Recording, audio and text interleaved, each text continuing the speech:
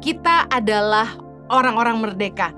2 Korintus 3 ayat 16-17 berkata gini, tetapi apabila hati seorang berbalik kepada Tuhan, maka selubung itu diambil daripadanya. Sebab Tuhan adalah roh, dan di mana ada roh Allah, di situ ada kemerdekaan. Hal pertama yang Roh Kudus kerjakan dalam hidup kita ketika kita mengalami perjumpaan dengan Tuhan adalah kita diingatkan akan dosa-dosa kita, sehingga kita berbalik dari jalan kita yang salah dan menerima Yesus sebagai Tuhan dan Juru Selamat. Saya nggak tahu apakah Anda mengerti dengan istilah lahir baru. Lahir baru adalah momen di mana kita mengalami jamahan Tuhan.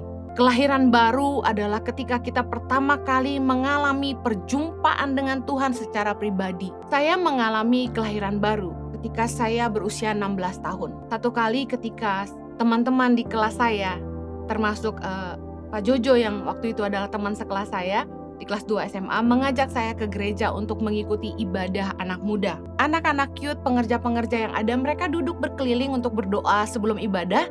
Sementara saya duduk di kursi, dan saat itu tiba-tiba saya menangis terseduh-seduh. Gak tahu kenapa saya bisa tiba-tiba nangis, terjamah, dan gak bisa berhenti. Dan ketika dilawat Tuhan itu, Tuhan seperti membukakan pemikiran saya seperti diingatkan akan dosa-dosa dan betapa saya hidup dalam kesia-siaan, saya hidup dalam dosa, dan banyak hal yang saya sudah lakukan di masa lalu yang orang lain gak tahu, tapi saat itu diingatkan sama Tuhan. Dan saat itu saya sungguh-sungguh bertobat dan saya mengalami pemulihan dari Tuhan, dan saya mengalami kelahiran baru. Nah, apakah Anda pernah mengalami perjumpaan dengan Tuhan seperti itu? Saya berdoa agar Roh Kudus menjamah setiap Anda, supaya Anda mengalami momen di mana Anda sungguh-sungguh dijamah Tuhan dan mengalami kelahiran baru. Dan Anda akan menemukan sebuah titik balik di mana hidup Anda akan diubahkan selamanya. Ketika hati seorang berbalik kepada Tuhan, kata firman Tuhan, maka selubung itu diambil daripadanya. Jadi ketika kita belum mengenal Tuhan, belum mengalami kelahiran baru, kita belum mengalami perjumpaan dengan Tuhan secara pribadi, mungkin kita hidup dalam dosa, mungkin kita hidup dalam kesia-siaan, kita mungkin melakukan hal-hal yang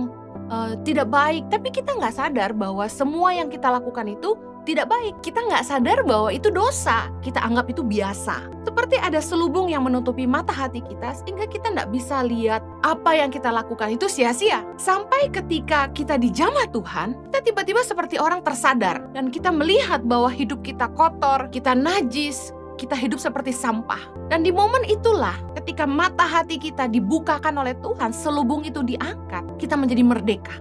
Tadinya kita nggak bisa lihat, seperti seorang buta, dicelikkan matanya. Ketika kita mengalami jamahan Roh Kudus, kita dimerdekakan sehingga kita mampu melihat bahwa kita hidup sia-sia.